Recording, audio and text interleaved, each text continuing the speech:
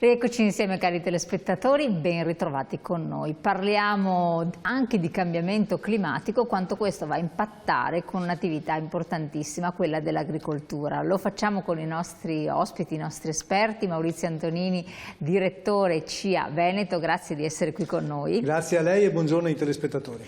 E ben accompagnato, e ci voleva la sua presenza, Francesco Cazzaro, che il nome Andrea Castagni, ecco, infatti, dell'ANBI del Veneto, presidente dell'ANBI del Veneto.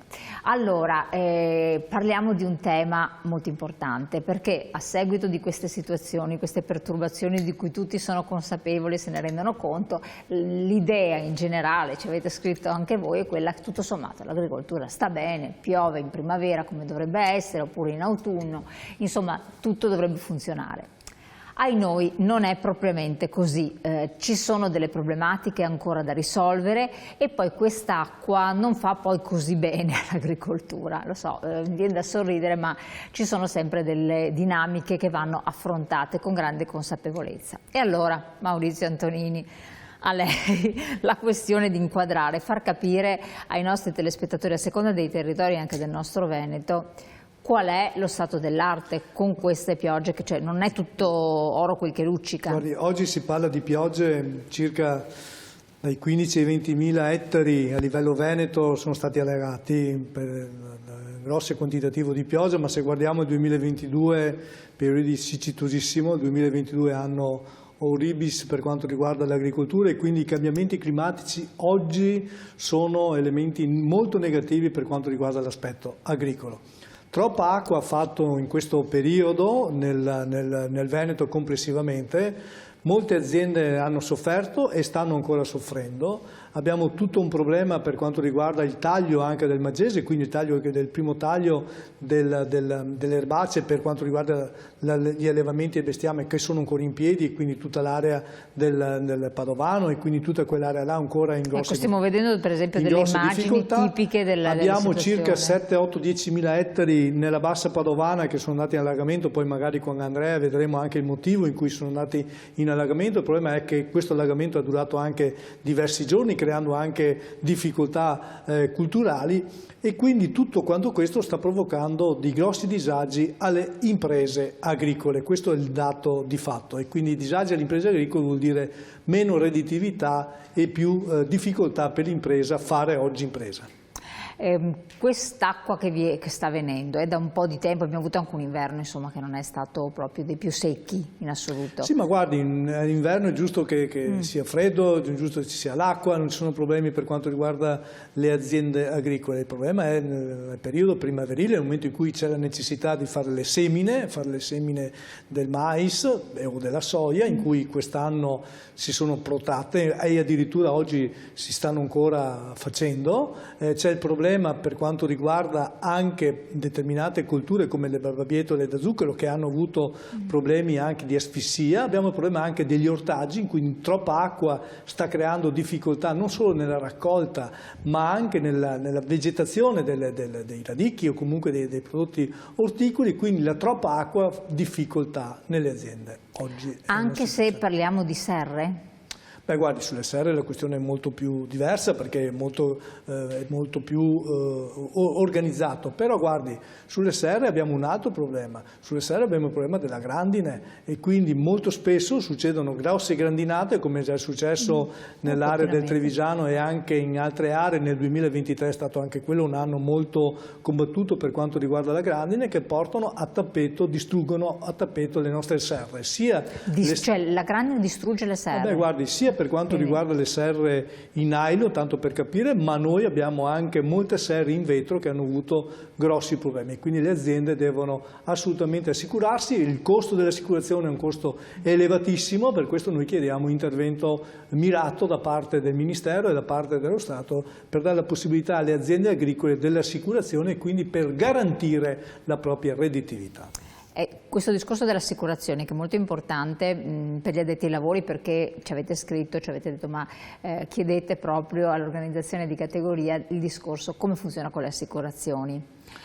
Guardi, le assicurazioni sono tutte uguali, quindi più danni ci sono, più le assicurazioni alzano il premio quindi assicurativo. È una cosa, non c'è quindi guardi, non è che l'agricoltura sia un comparto diverso rispetto al mondo assicurativo complessivo. Oggi i consorzi di difesa stanno lottando con le compagnie assicurative per mantenere un premio assicurativo, premio che poi non è un premio, è uno sborso, un contributo che le aziende sborsano, però voglio dire tentano di mettere in sicurezza un sistema. Oggi però anche per quanto riguarda il settore agricolo si è avuto aumenti del 15 al 20% in più e quindi le difficoltà delle aziende nell'assicurarsi, perché molto spesso l'importo assicurativo è un importo irraggiungibile per molte nostre aziende. Infatti c'è stato segnalato proprio questo dai telespettatori dicendo che ma può intervenire la CIA per calmierare, in qualche modo... Guardi, noi stiamo lottando insieme con le altre organizzazioni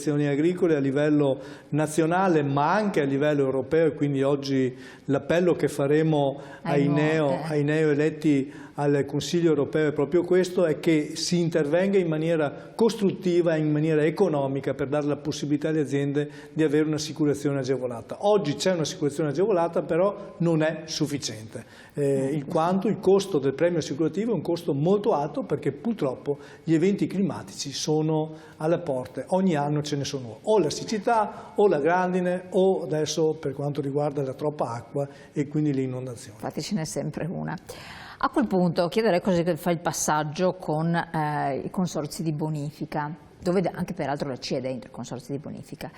Inizialmente, qualche tempo fa, si era lamentato il problema della raccolta di queste acque, di poterle far fluire ma poi anche conservare, e c'era anche stata imputata una certa responsabilità. Qual è la situazione? E quindi dopo passiamo la parola anche a chi se ne intende bene. Guardi, i consorzi di bonifica sono chiamati per gran parte del proprio lavoro per quanto riguarda i periodi siccitosi, e quindi oggi vi è la necessità che i consorzi abbiano quei contributi, quei finanziamenti necessari per impianti di irrigazione pluriirrigui, così si chiamano, perché danno la possibilità di utilizzare l'acqua in maniera scientifica, in maniera corretta e non spolverare l'attività acquifera. Oggi circa 600.000 ettari sono irrigati, di questi 600.000 ettari 40.000 più o meno sono gli ettari che sono con i pluriirrigui, e quindi abbiamo necessità di fare grossi investimenti su questo. Oggi i consorzi di bonifica sono un elemento determinante e importantissimo per il settore non solo agricolo ma nel settore anche ambientale e territoriale. Il 15 dicembre ci saranno le votazioni dei prossimi consorzi di bonifica, faremo parte insieme alle altre organizzazioni per la governance di questi consorzi. I consorzi sono l'aspetto importante del settore agricolo, del settore primario. Il Veneto insieme anche a qualche altra regione utilizzano i consorzi di bonifica in maniera appropriata, in maniera intelligente e in maniera corretta, e quindi essere orgogliosi di far parte del Veneto, ma soprattutto far parte dei 11 consorzi di bonifica 10 più 1 che è di secondo grado dei consorzi di bonifica del Veneto. Vuol dire dare la garanzia agli agricoltori per l'acqua, ma non solo la garanzia dell'acqua, ma anche nell'attività territoriale che i consorzi oggi adoperano.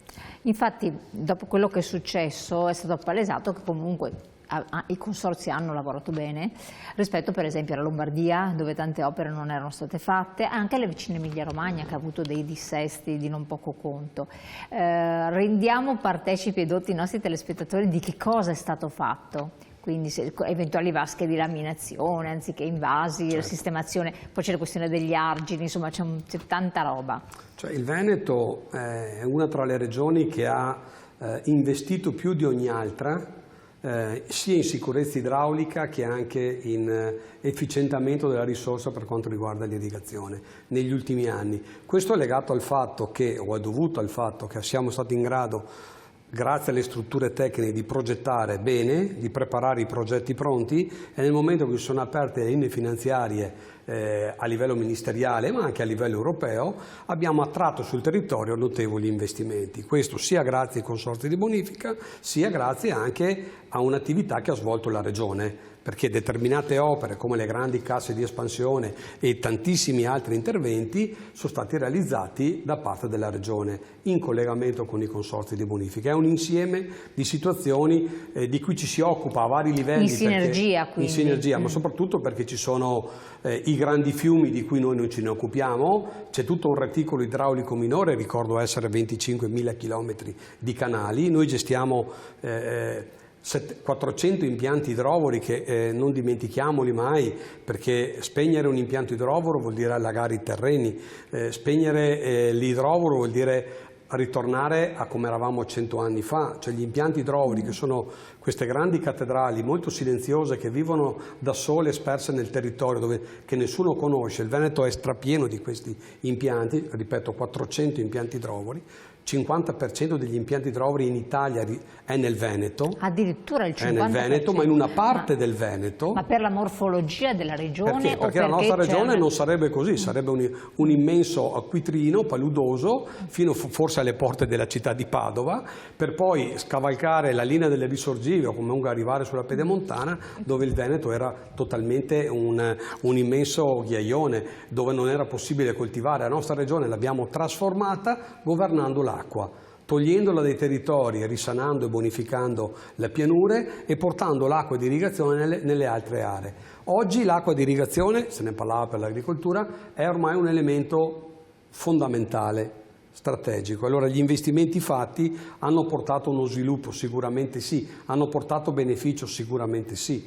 Le differenze dagli eventi alluvionali dell'Emilia Romagna, ma anche quello che è successo in Lombardia, hanno trovato in Veneto delle infrastrutture costruite che hanno permesso di mitigare gli effetti negativi di queste grandi alluvioni, di queste grandi precipitazioni.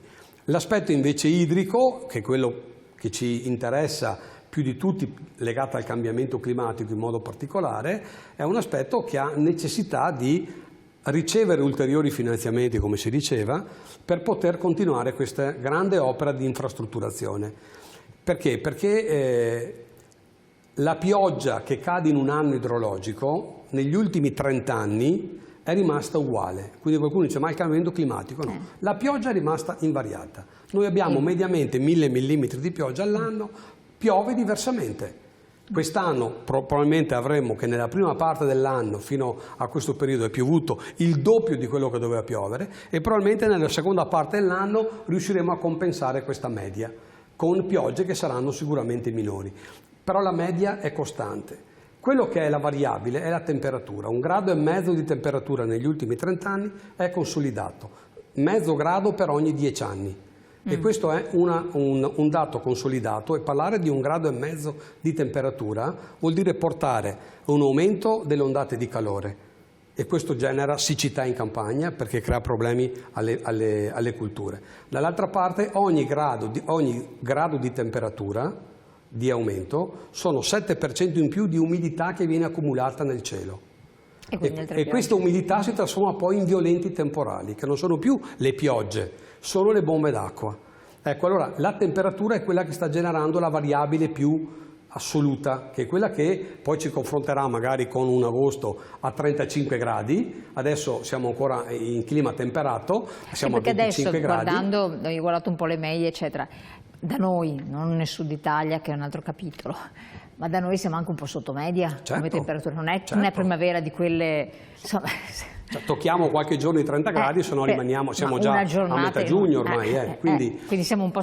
Per cui secondo me la media temperatura alla fine si bilancia. Certo. Questo inverno non siamo nelle nostre zone, al di là di tutto, non siamo stati belli tiepidi perché i riscaldamenti erano accesi, tanto è vero che abbiamo prolungato il riscaldamento. Sì, qua guardiamo sempre le mediane durante gli anni, che ci sono poi anni più e anni meno. Però ecco, la situazione di questa rincorsa adattarci a un cambiamento climatico che è legato molto spesso all'aumento delle temperature e al diverso modo di piovere, che non piove più come quando serve come un tempo. Questo comporta la necessità di accelerare l'infrastrutturazione di un settore. È logico che l'acqua va portata via dai territori quando è troppa, ma va conservata per i periodi estivi o per l'irrigazione. Benissimo, conservazione, e questo è il nodo, conservazione dell'acqua. Adesso, se non sbaglio, gli acquiferi sono stati rimpinguati, così almeno risulterebbe, Bisognerebbe che quest'acqua permanesse e servisse magari se avremo un'estate torrida, adesso non lo so, comunque nei periodi più siccitosi. Parliamo anche di questo e lo facciamo con i nostri ospiti. Pochi secondi di pubblicità, restate sul 19 con noi, tra poco.